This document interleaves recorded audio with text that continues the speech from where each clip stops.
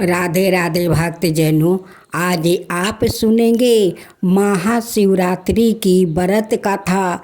इस कथा को श्रवण करने से आपका सारे मनोकामना पूर्ण हो जाएगा। तो इस कथा को आप जरूर सुने और पूरा सुने, अधूरा मत सुने। पूरा सुनने से तो भगवान का कृपा होता है। मासिक शिवरात्रि व्रत कथा। धार्मिक पौराणिक कथा के अनुसार चित्रभानु नाम का एक शिकारी था। जानवरों की हत्या करके वो अपना परिवार को पालता था। वो एक साहूकार का कर्जदार था, लेकिन उसका ऋण समय पर ना चुका सका। क्रोधित साहूकार ने शिकारी को शिव माठ में बंदी बना लिया। संजोग से उस दिन शिवरात्रि थी। शिकारी ध्यान मगन होकर शिव संबंधित धार्मिकों बातें सुनता रहा। चतुर्दशी को उसने शिवरात्रि का व्रत की कथा भी सुनी। शाम होते ही साहूकार ने उसे अपने पास बुलाया और ऋण चुकाने के विषय में बात की। शिकारी अगले दिन सारा ऋण लौटा देने का वचन देकर वो बंधन से छूट गया। अपनी दिनचर्या की भांति वो जंगल में शिकार के लिए निकला, लेकिन दिन भर बंदी गिरह में रहने के कारण भूख प्यास से व्याकुल था।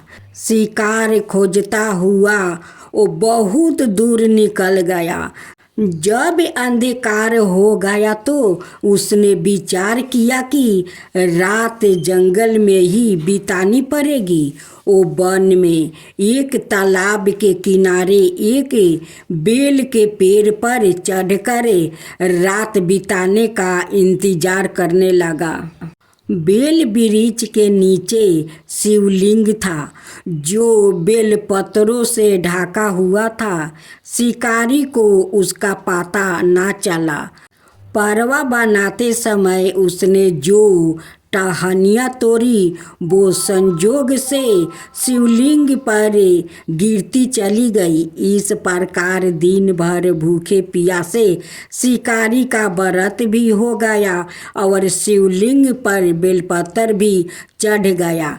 एक पहर रात्रि बीत जाने पर एक गर्भिणी हिरनी तालाब पर पानी पीने पहुंची। शिकारी ने धनुष पर तीर चढ़ाकर ज्यों ही पर चंचा खींची।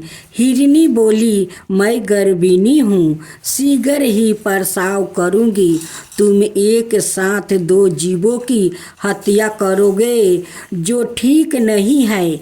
मैं बच्चे को जन्म देकर शीघ्र ही तुम्हारे समक्ष प्रस्तुत हो जाऊँगी, तब मार लेना। शिकारी ने परचंचा ढीली कर दिया और हिरनी जंगली झाड़ियों में लुप्त हो गई।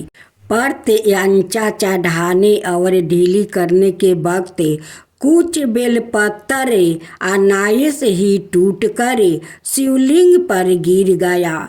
इस प्रकार उसे अनजाने में ही प्रथम पहर का पूजा भी संपन्न हो गया। कुछ ही देर बाद एक और हिरनी उधर से निकली। शिकारी की प्रसन्नता का ठिकाना न रहा।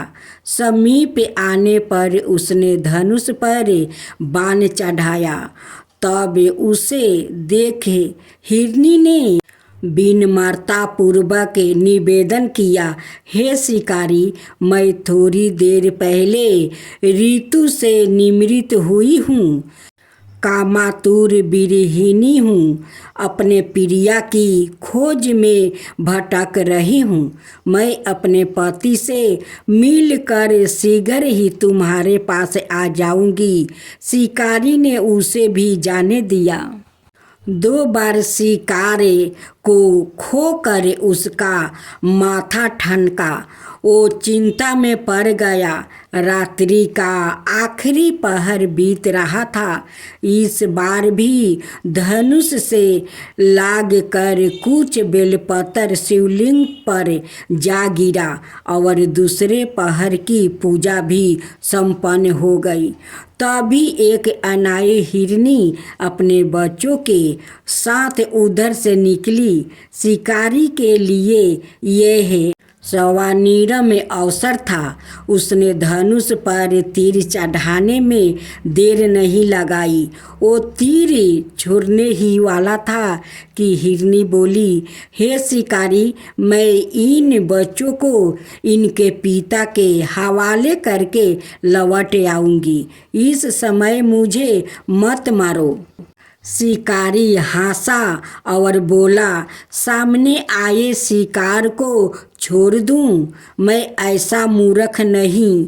इससे पहले मैं 2 बार अपना शिकार खो चुका हूँ।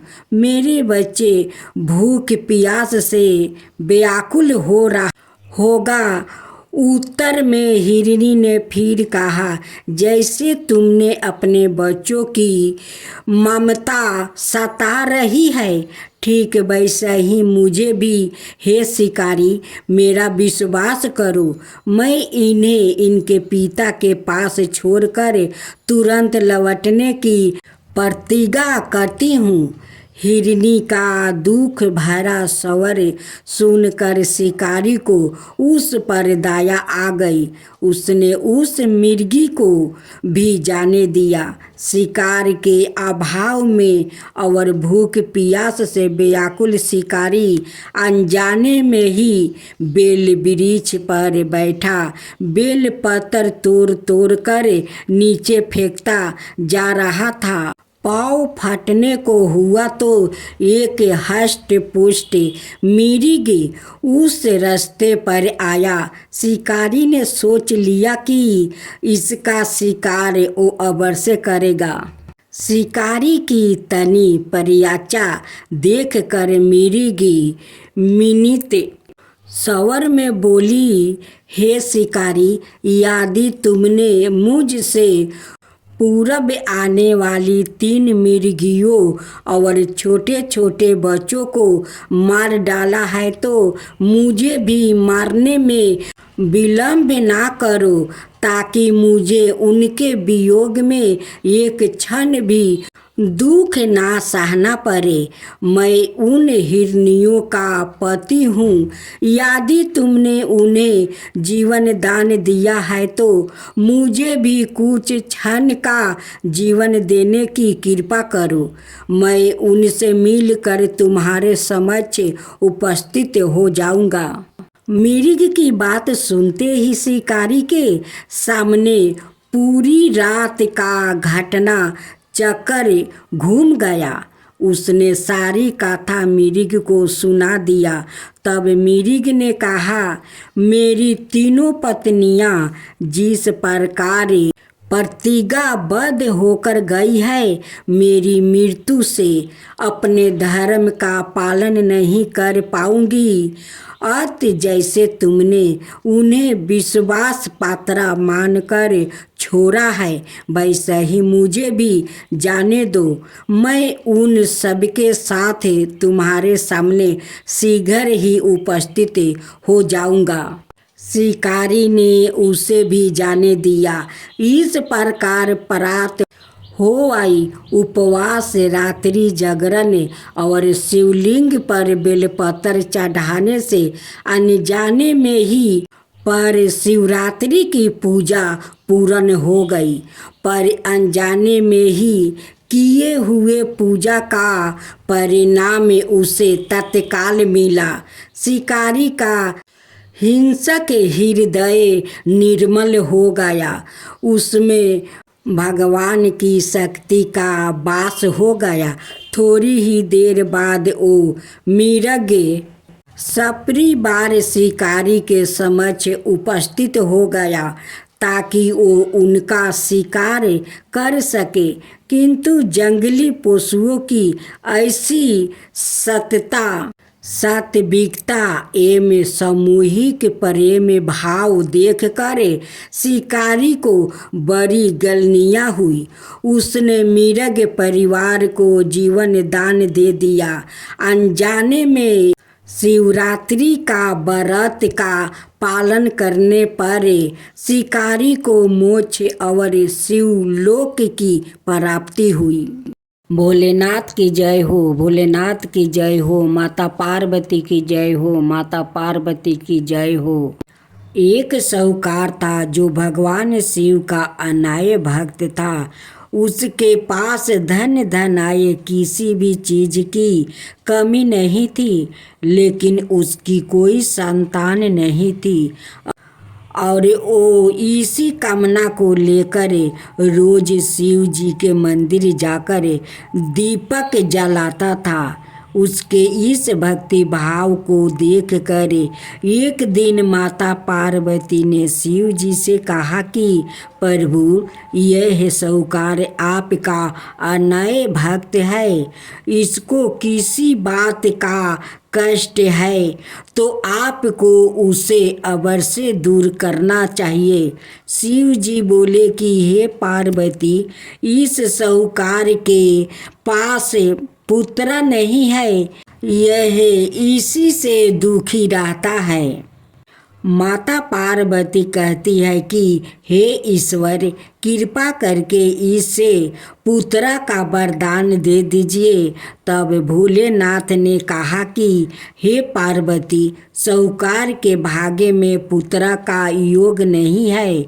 ऐसे में अगर इसे पुत्र प्राप्ति का वरदान मिल भी गया तो वो केवल 12 बरस की आयु तक ही जीवित रहेगा।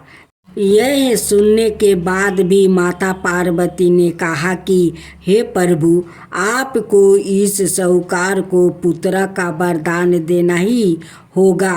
अनाथ भक्त क्यों आपकी सेवा पूजा करेंगे। माता के बार बार कहने से भोलेनाथ ने साहूकार को पुत्र का वरदान दे दिया, लेकिन यह भी कहा कि वो केवल 12 बरस तक ही जीवित रहेगा। साहूकार यह सारी बातें सुन रहा था, इसलिए उसे ना तो खुशी हुई और ना ही दुख। वो पहले की तरह भोलेनाथ की पूजा अर्चना करता रहा।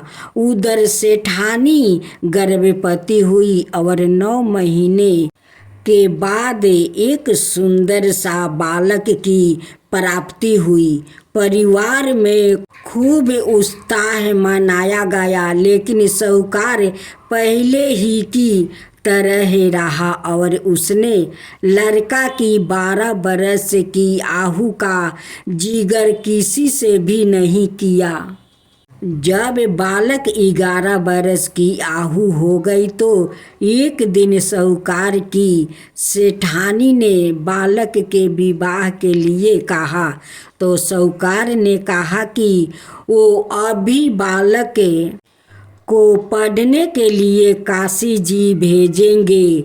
इसके बाद उसने बालक के मामा जी को बुलाया और कहा कि इसे काशी पढ़ने के लिए ले जाओ और रास्ते में जिस भी स्थान पर रुकना वहाँ यज्ञ करते और ब्राह्मणों को भोजन कराते हुए आगे बढ़ना। उन्होंने भी इसी तरह करते हुए जा रहे थे कि रास्ते में एक राजकुमारी का विवाह था। जिससे उसका विवाह होने वाला था वो एक आँख से काना था। तो उसके पिता ने जब अति सुंदर साहूकार के बेटे को देखा तो उनके मन में आया कि क्यों ना इसे ही घोड़ी पर बैठाकर शादी के सारे कार्य संपन्न करवा लिया जाए। तो उन्होंने मामा से बात की और कहा कि इसके बदले में वो अथाह धन देंगे। तो वो भी राजी हो गया। इसके बाद साहूकार का बेटा विवाह की वेदी पर बैठा और जब विवाह कार्य संपन्न हो गया तो जाने से पहले उसने राजकुमारी की चदरी के पल्लू पर लिखा कि तेरा विवाह तो मेरे साथ हुआ, लेकिन जिस राजकुमार के साथ भेजेंगे वो तो एक आँख का काना है। इसके बाद वो अपने मामा के साथ काशी के लिए चल गया। उधर जब राजकुमारी ने अपनी चुनरी पर यह लिखा हुआ पाया तो उसने राजकुमार के साथ जाने से मना कर दिया। तो राजा ने भी अपनी पुत्री को बारात के साथ विदा नहीं किया। बारात वापस लौट गई। उधर मामा और भांजे काशी पहुंच गए थे। एक दिन जब मामा ने जग रचा रखा था और भांजा बहुत देर तक बाहर नहीं आए तो मामा ने अंदर जाकर देखा तो भांजे का प्राण निकल चुके थे। वो बहुत परेशान हुए, लेकिन सोचा कि अभी रोना पीटना मचाया तो ब्राह्मण चल जाएंगे और जग का कार्य अधूरा रह जाएगा। जब जग संपन्न हुआ तो मामा ने रोना पीटना शुरू किया। उसी समय शिव पार्वती उधर से जा रहे थे तो माता पार्वती ने शिव जी से पूछा, हे प्रभु, ये कौन रो रहा है? तभी उन्हें पता चलता है कि यह तो भोलेनाथ के आशीर्वाद से जन्म हुआ साहूकार का पुत्र है। तब माता पार्वती कहती है कि हे स्वामी, इसे जीवित कर दीजिए। अनाथ रोते रोते इसके माता पिता के प्राण निकल जाएंगे। तब भोलेनाथ ने कहा कि हे पार्वती, इसकी आहु इतनी ही थी सो वो भोग चुका है। लेकिन माँ के बार बार आग्रह करने पर भोलेनाथ ने जीवित कर दिया। लड़का ओम नमः शिवाय करते हुए उठा और मामा भांजे दोनों के ईश्वर को धन्यवाद दिया और अपनी नगरी की ओर लौटा। रास्ते में वही नगर पारा और राजकुमारी ने उन्हें पहचान लिया। तब राजा ने राजकुमारी को साहूकार के बेटे के साथ बहुत सारे धन धनाए के साथ विदा किया। उधर साहूकार और उसकी पत्नी छत पर बैठे थे। उन्होंने यह प्रण कर रखा था कि यदि उनका पुत्र सकुशल ना लौटा तो वो छत से कूद कर अपना प्राण त्याग देंगे।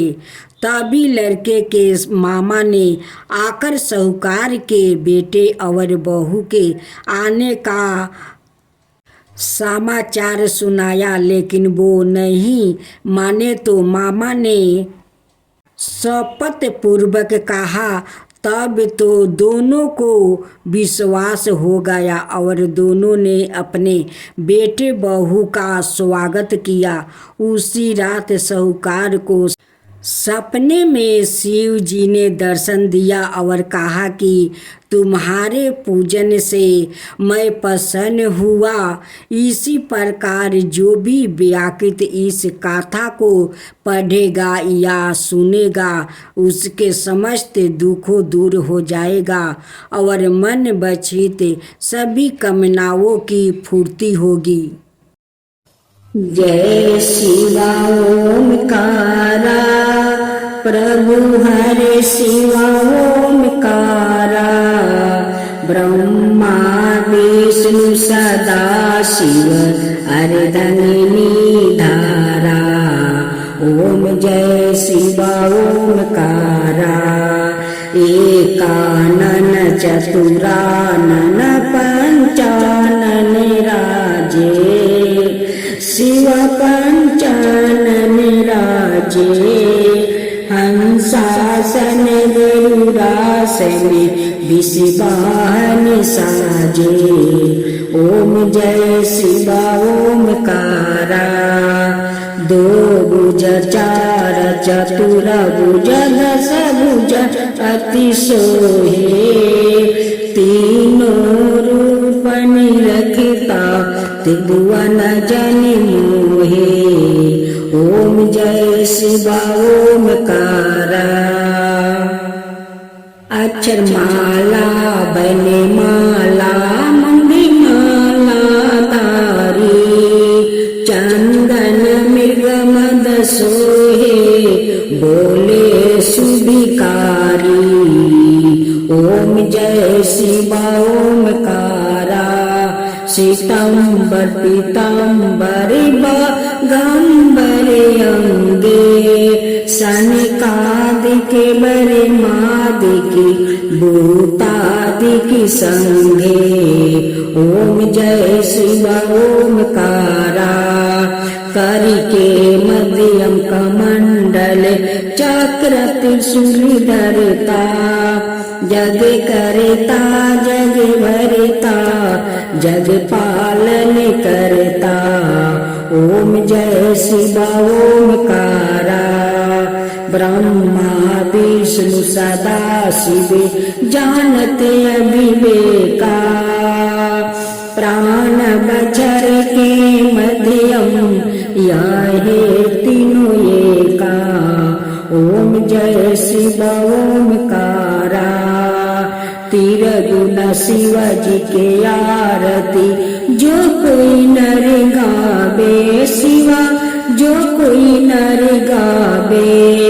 कहत शिवानंद स्वामी मन भजत शिवानंद स्वामी। मन वांछित फल पावे। ओम जय शिव ओमकारा। जय शिव ओमकारा।